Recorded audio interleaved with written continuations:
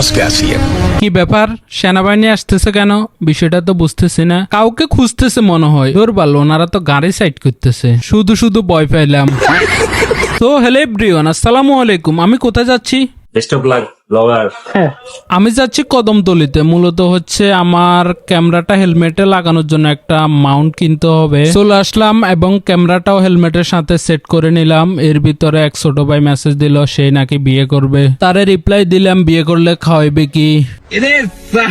সাথে একটা মাস্কও নিলাম। দেখতেছি সব মিলাই সুন্দর লাগতেছে নাকি হিরো আলমের মতন লাগতেছে।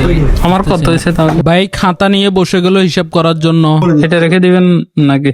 এটা রাখি আমার অনেক, এটা সিঙ্গেল এটার জন্য কেউ আসে না। এটা রাখি দেন, পরে লাগলে আমি নিব। আপনাদের কারো লাগলে বলিয়েন। আমি তো ক্যামেরা সেট করে নিলাম। এখন বিল দেওয়ার পালা। বুকের ভিতর দুপ দুপ করতেছে। টাকাটা দিয়ে দিলাম। আল্লাহ হাফেজ। Best of luck blogger. ভাই বেস্ট অফ লাক বলে খুশি করে দিল। বাইতুন জিনিস কিনলাম তো, যাক এবারে যাওয়ার পালা। ভাবতেছি এখান থেকে এক লাফ দিয়ে নেমে যাব, কিন্তু হাত পা ভেঙে যাবে। হালকা হালকা বৃষ্টি হওয়াতে আকাশটা অনেক সুন্দর। আর আজকে দেখি রাস্তায় কোনো পুলিশও নাই। শনিবারে এমনিতে যানজট একটু কম থাকে, কারণ অফিস বন্ধ।